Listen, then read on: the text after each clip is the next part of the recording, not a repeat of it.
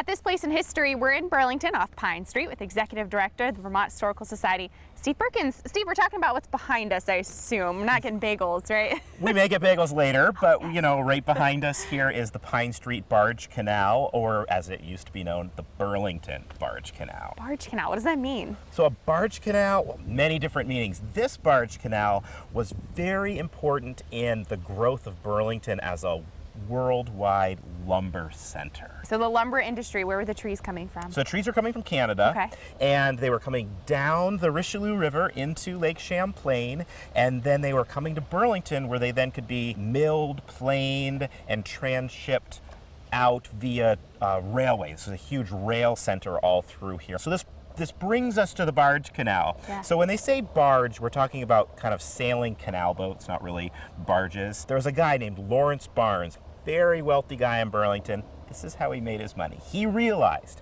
that with all this cheap lumber coming down from Canada, he could bring it down on these canal boats, offload it right here in Burlington. He built a whole bunch of milling and planing factories that could then turn that lumber into finished boards or rough cut boards that he could then put onto trains of the Central Vermont Railroad. Now the train's charged by weight. So one, he was increasing its value by turning it from logs into rough cut lumber or planed lumber, and then he was also saving himself money because he could put more boards on a train once he finished them off, and he made a killing. And so Burlington became a center of the lumber industry from really the 1850s until like the 1890s. Now he wanted the most lumber as possible stacked up all along the waterfront, and this was kind of a swamp in here. And he said, okay, well, if we fill this in and then we build this little kind of canal system, the canal boats can come in, they can turn around, they can go in different places, and we can have more surface area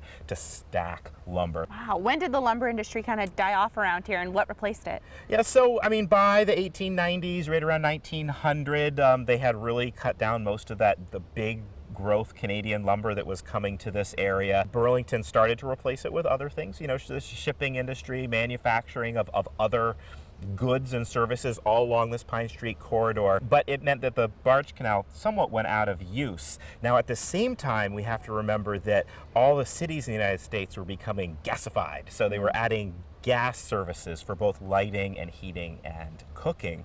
Now that gas did not come from natural gas like we think of today. Generally speaking, it came from coal gasification. So they took coal, which was mined in the Appalachians. It was brought up by train to this area, and we had what was called a coal gasification plant, which was on the site of where Burlington Electric headquarters is now. And it turned coal into gas that was then pumped into the city of Burlington.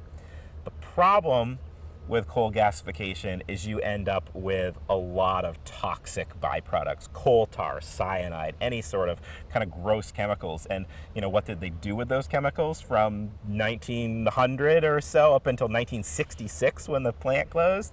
They just dumped it out the back door. And the back door is right here. The swamps all around this Barge Canal. Ultimately, I think today we know this area as a super fun site more than as a great example of our industrial past. If you want to know about our history, come down, take a look at the Barge Canal. At this place in history. You're watching Local 22 News this morning. Local news that matters to Northern New York, Vermont, and New Hampshire.